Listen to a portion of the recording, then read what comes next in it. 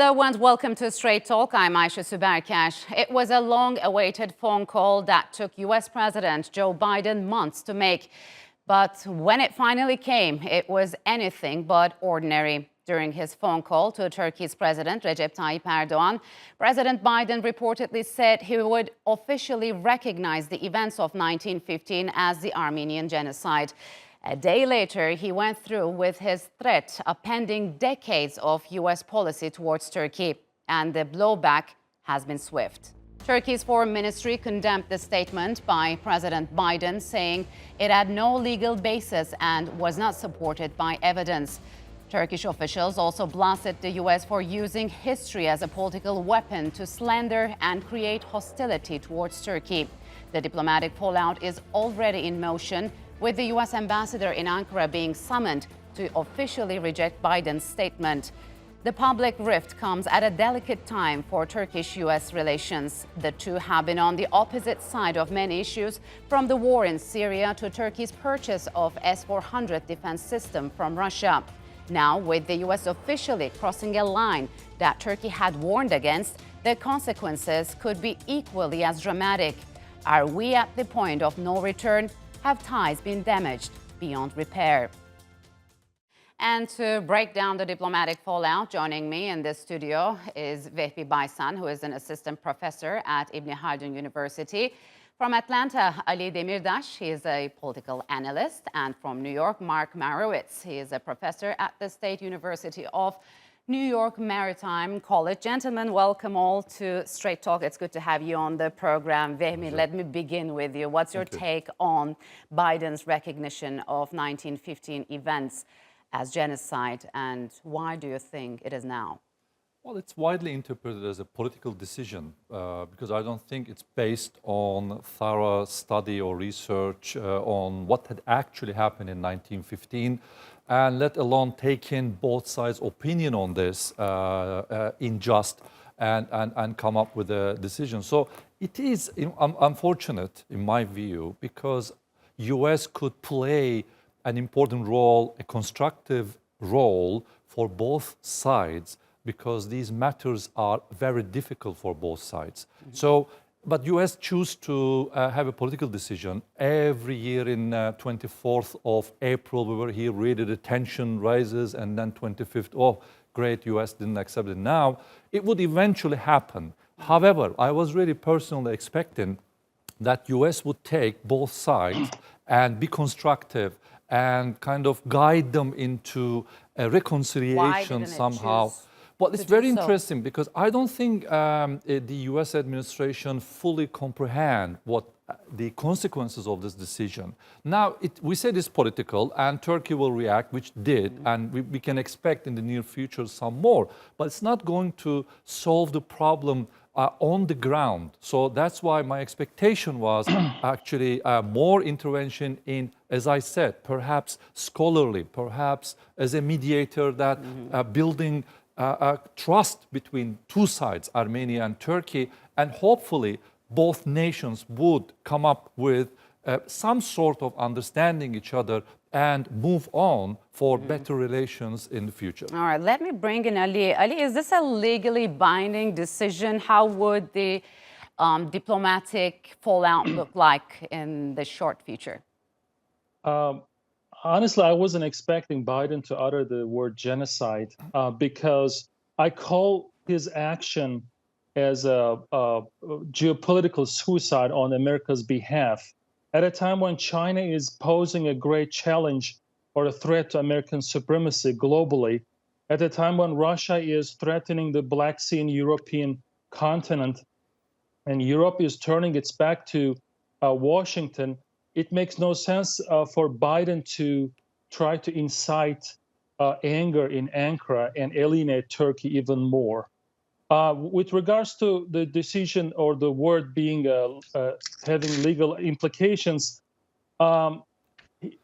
evidently the wording of the letter was crafted extremely carefully to not elude that it is about Turkey. As we can see, it is about the Ottoman Empire.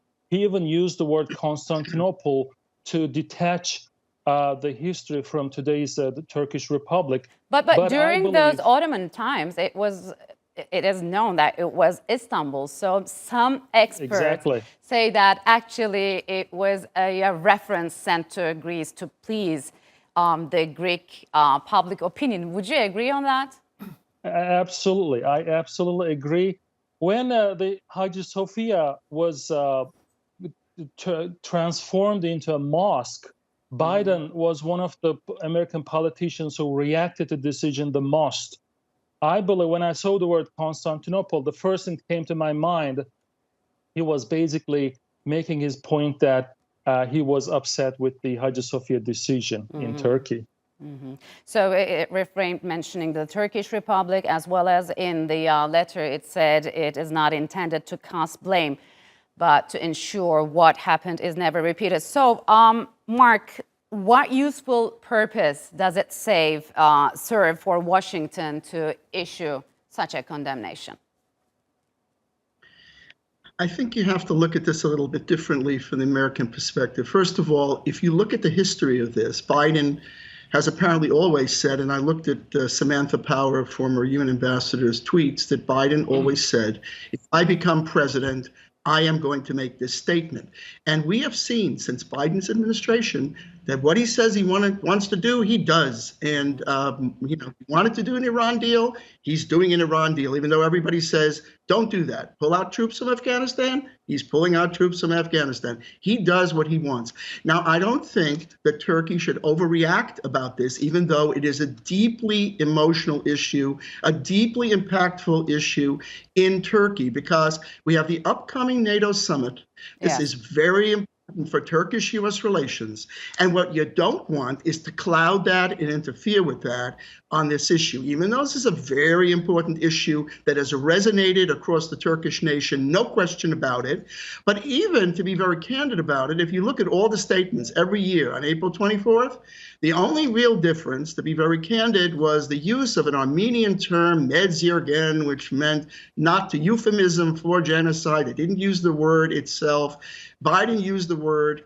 At this point, the summit is coming up. President Erdogan should express his feelings about it. And about the Historical Commission, there were protocols entered into in 2009. These are not agreements to agree. These are real binding agreements with Armenia and Turkey to open up the archives of both countries for historical examination. So there is no reason why that shouldn't take place. The only thing that's holding it back is the fact that there was a war in Nagorno-Karabakh, and that causes some sort of a political issue that maybe can't happen, but it should happen. This needs to be the repository of historians at this point, and not a weaponized political issue against Turkey. After 106 years, I don't think so. All right. So Vehbi Turkey said it would be responding to this decision within weeks or months. What sort of counteractions could Turkey likely take? Well, Turkey quite, let's say, sensitive about quite a lot of matters in their relation with the U.S. To begin with is the S-400, and then you have the Halkbank issue still on the table. Gülen's, issue still not sent back. But more importantly, in my view, that the U.S. decision it's called cooperating with YPG, which Turkey sees as a terror organization, but it's not the issue. The issue is that U.S. arming, training, financing, and more importantly, giving field experience up to 70,000 armed men at Turkish border. We should look at it that way.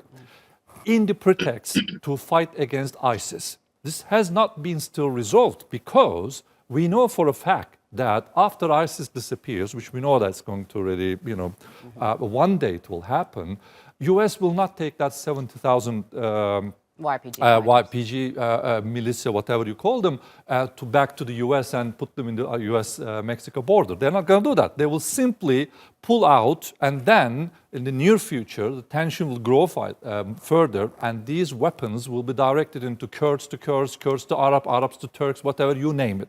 So Turkey voiced this concern many times. Now, what may happen, I don't think Turkey wants to really escalate the tension, but nevertheless, these are still on the table, still not resolved. So therefore, I think referring to NATO summit and probably President Erdogan meeting with Biden, some sort of way has to be found. I don't think this decision... Until June, so we'll have to wait. We have to wait and things see. cool I don't off. think Turkey will escalate any further to answer. Ali, what's your take on that? What could Turkey do to show its displeasure at the U.S.? Because there's been some talk of Turkey leaving NATO's military wing, closing down the Incirlik base, as well as leaving the defense and economic cooperation agreement.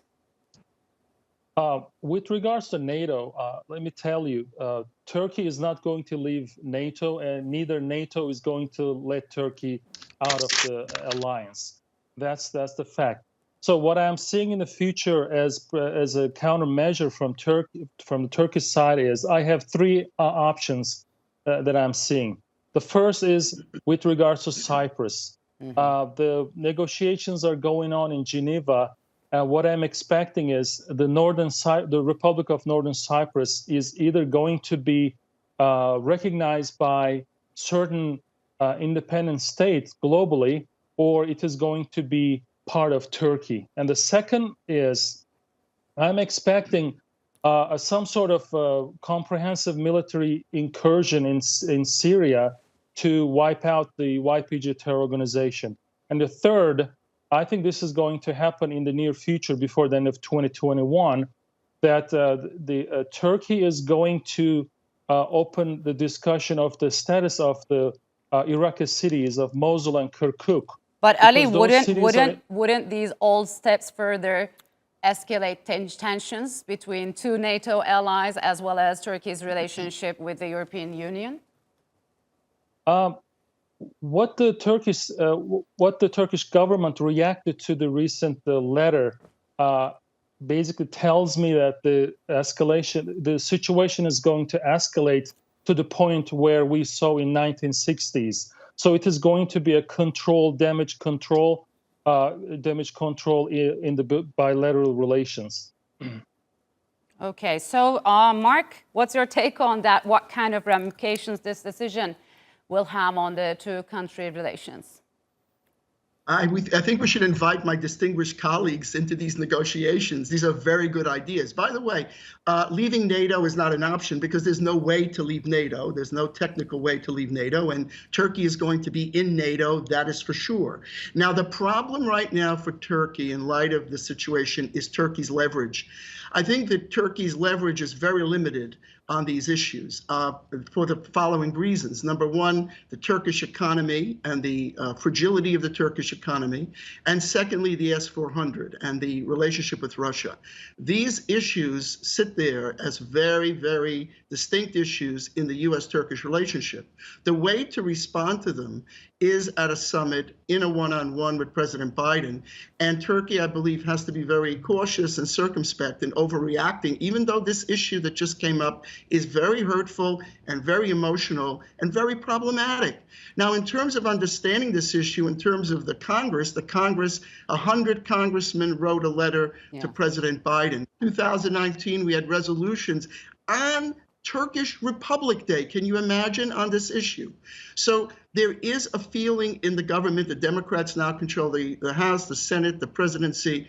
So there is a political element to this, but Turkey's leverage is limited at the present time. It needs to be very, very move very small steps on this and not to overreact. I think the situation is very fraught and can be repaired. As far as Cyprus is concerned, I think it's an interesting point. There, I think Turkey needs to also be very circumspect and not to take any precipitous action. And these negotiations should be allowed to take their course. And President Tatar's proposals are very good proposals and give him a chance to try to pursue his vision. But precipitous issues on that one also, Turkey needs to work because Eastern Med is very, very volatile. Yes. So all these issues are sitting on the table. That's where you need U.S. diplomacy. And my last point is not Russian diplomacy. Getting closer to the U.S. Yes, I was going to get into that. Actually, this question is for you. Will this move likely to push Turkey away from the Western alliance more to Russia? Well, this is every now and then voiced whenever Turkey's Middle East policy concerned. You find that it's Turkey going away from the West. I don't think so. I mean, this is a project for hundreds of years. Turkey always seen itself part of West, so and very cooperative in the way. But these kind of decisions, as we referred earlier, is not making it any easier for Turkey. Turkey for decades, in a way, did everything possible. And Trump actually acknowledged that, saying that, well, why you blame Turkey getting S-400s from Russia? Because we didn't give them since 1980s any air defense system. So we have seen that during that failed coup attempt in 15 July. And in Ankara, one of the warplanes bombed the parliament, and there was nothing to stop it. So, I mean, Turkey is in this volatile region and voicing concerns, but U.S. did not really kind of met these concerns. So I don't think, to answer your question, Turkey will really jump into the boat with Russia, although the cooperation, regional and geostrategic cooperation will continue with Russia. All right. No doubt. So after Biden-Erdogan phone call, Ali, the White House released a statement saying Biden conveyed, quote, his interest in a constructive bilateral relationship with expanded areas of cooperation and effective management of disagreements. Where could the two countries start managing their differences? What is the easiest way to reboot relations? That statement makes me think that Biden was very cautious in issuing the letter, and he really wants to repair the Turkish-American relations. With regards to Mark's remarks, I believe Turkey has serious leverage against the United States in certain regards. For example, Turkey can effectively end the U.S. America's YPG project in Syria by staging incursion in the country, and I don't think there is anything America could do to stop it. And with regards to the economy, destroying the Turkish economy is not going to help the United States in any ways. If Turkish economy collapses, it is going to create a ripple effect, and it will impact the European Union, and it will have impact on global economy. So I don't think the United States is going to resort to such measure to deal with the situation in Turkey. So, Mark, how could the two countries solve their deep-seated problems, especially after one of Turkey's red lines has been crossed? Now, I wanted to clarify something important that Ali just spoke about. I didn't say the United States should use the economic issues in Turkey. I was concerned about Turkey's economy and how this all will affect the economy. In no way would I ever advocate or think about such a thing. The United States would never do such a thing. In fact, a strong Turkish economy is very good for the region. The problem with the YPG and PYD, and that was brought up, is the fact that, look, the elites in the two countries don't understand this issue the same way. I mean, Turks understand this issue and the PKK. The elites in the United States, the military and so forth, don't understand this issue from the Turkish perspective. So I think one way to repair the relationship would be for Erdogan to discuss this with Biden, try to explain it to him, and to see, to get him over on the point that there's a connection there. As far as the S-400, that will remain a significant obstacle between the U.S. and Turkey. And until that's eliminated, and until that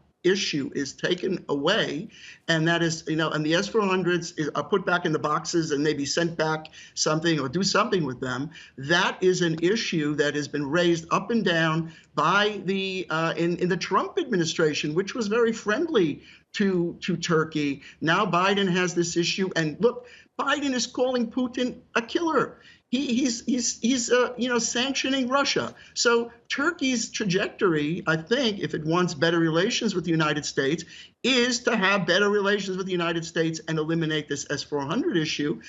Go Patriots. Like, I'm not a defense strategist, but something needs to be done on that one, because that one's going to be on the table when Biden meets with Erdogan. At the same time, President Erdogan can try to maneuver somewhat or explain the issue of the YPG and the PYD, because remember, the president's the commander-in-chief, and much of the support of the YPG PYD came from CENTCOM, from the military. Yes. I think there are a lot of ways to fix this.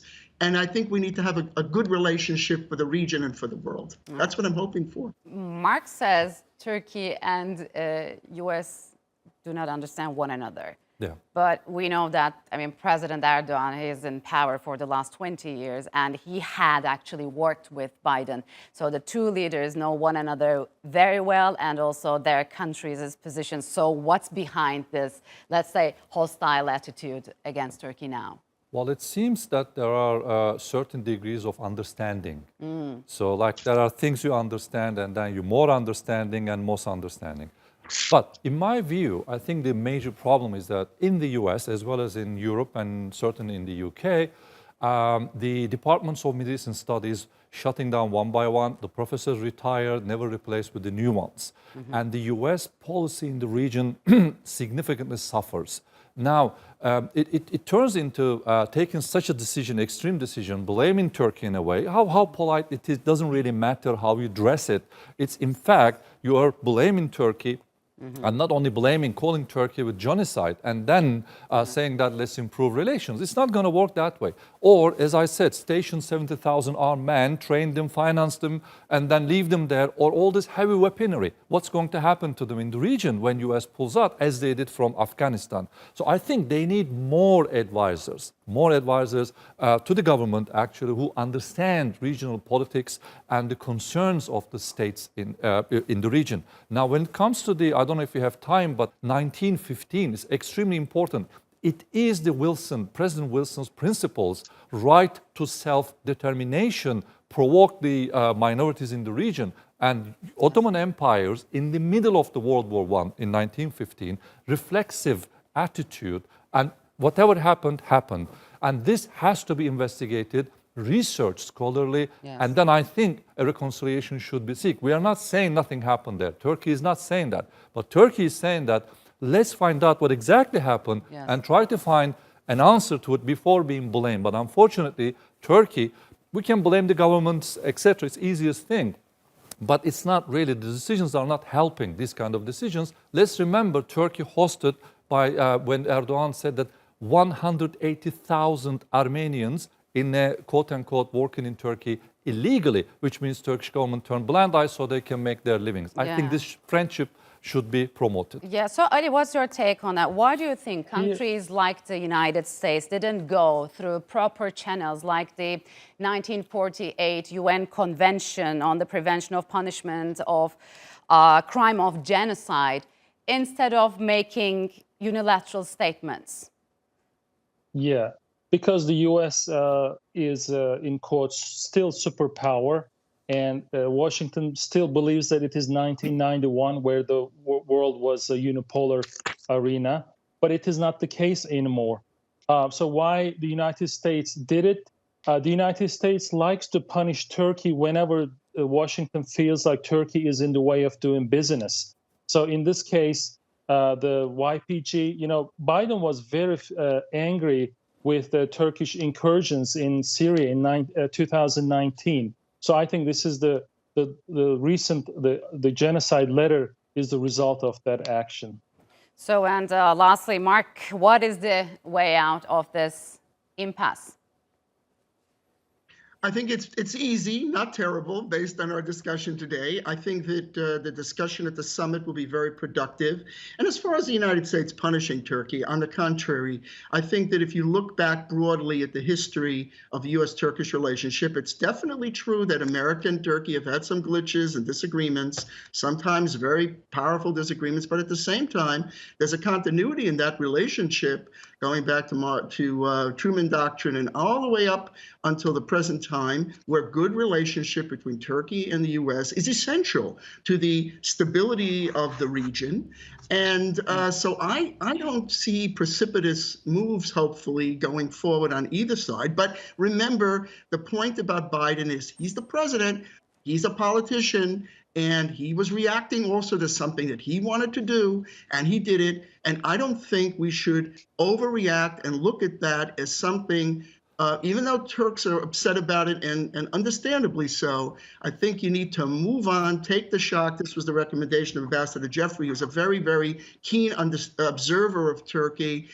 Move on and cement the relationship, but also express the unhappiness about it. But to make it an issue between the countries is not a good idea. Historical subcommission, as the protocols provide, is a good idea. Maybe President Erdogan can remind Biden that, look, we agreed with Armenia to do this. Why don't we do this? Armenia wouldn't open its archives. All right. Well, Ali, Mark, we're out of time. Thank you very much for joining us from Atlanta and New York. And Vehbi, thank you very much for joining me on the set. Thank you.